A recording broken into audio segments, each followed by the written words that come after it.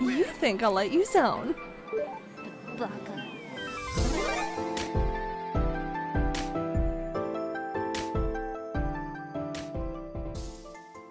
People have been clamoring for another stealth game after so long since Sam Fisher retired or unretired if the reboot is actually going to happen, but I was made aware of this indie game called Cynthia Hidden in the Moon Shadow. From the images, some were claiming it to be a diamond in the rough. With its really beautiful art direction with the scenery, I hope to be pleasantly surprised. Cynthia Hidden in the Moon Shadow was released for Steam, Xbox platforms, and Switch on April 10th, 2023 by Kataida Games, which is their first published game as a studio. So is Cynthia really a hidden gem, or should she have never been found to begin with? Let's find out.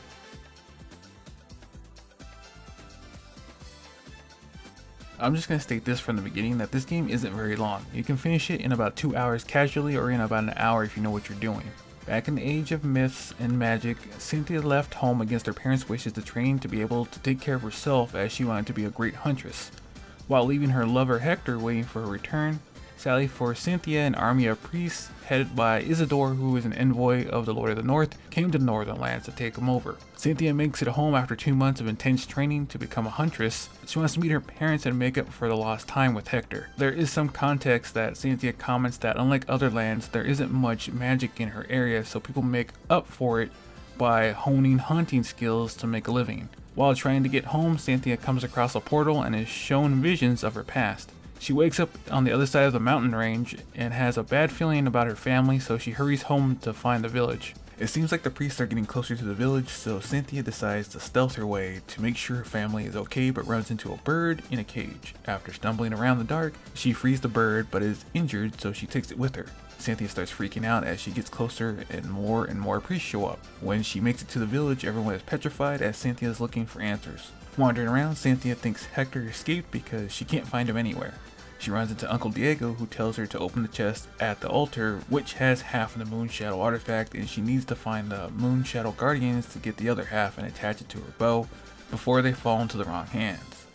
This is the only chance to defeat Isidore and the Embassy of the Dark Power, and is petrified for explaining the plot of the story to Cynthia.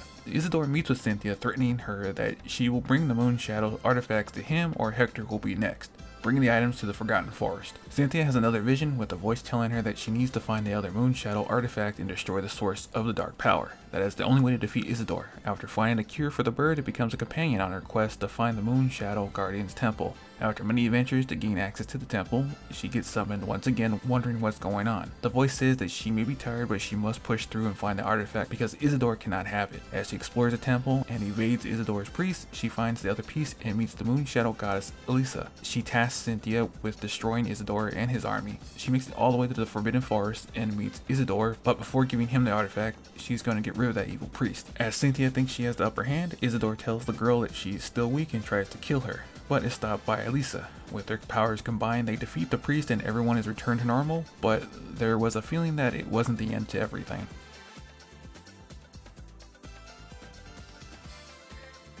The gameplay in Hidden in the Moon Shadow takes inspiration from the Crystal Dynamics Tomb Raider reboot, where we have Cynthia gather resources to make arrows for battle, even though you don't really want to fight head to head, as the arrows are more for puzzle solving and stealth sections anyway. The blue ones are for general use in puzzle solving, but you can't kill priests with them as they have a force field for some reason. That's where the other arrows come into play, where the yellow ones block the area around the priest to allow safe passage without being caught, and the pink ones, they get rid of two priests at the same time by making them turn on each other. The priests themselves are mostly instant deaths with their homing magic, though if you can get far enough away from them, you can dodge roll out of the way before they get you. Cynthia can run as well, but they don't really explain the controls that well in the tutorial area. Like when you first get control of Cynthia, you're treated to a control menu, and if you skim it, you can miss that she can actually do that action because there are areas teaching you what Cynthia can do except run, which halfway through the adventure you'll need to use to platform your way through or you won't progress any further. I found that out after I couldn't make a jump for a few minutes, then found out that she could run with the run button. They could have made a section in the beginning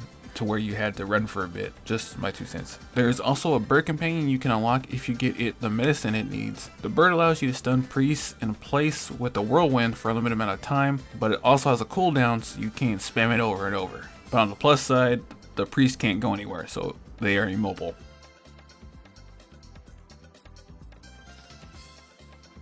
Cynthia is an okay game, as you can tell that this is Kadia's first project, as it's not very long and there are bugs and the level design elements that come with that. Like, I didn't know what was going on in the story so much that to get more world building, I had to collect the journal entries scattered around each area to get a better understanding of what is going around Cynthia. Another thing are the minor glitches, like the ambient background music and noise don't need to loop constantly as I'm going through some areas. It got quite annoying to hear the same coyote howl over and over. If this is going to be a series, then they need to make Cynthia more agile, or at least make her less floaty when she jumps. It felt like she had no weight to her. I did find it kind of cool that they did add unlockable skin chests that she can wear at any time, but very few caught my eye except for that one DLC skin.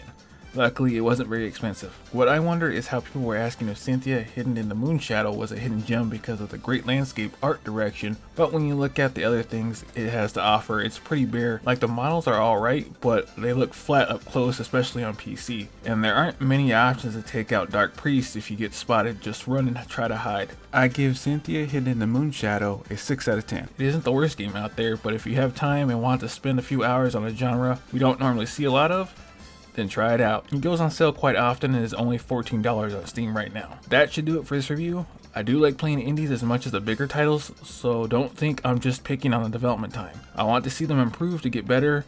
I did enjoy some parts, but with that, stay gold and I'll see you guys next time.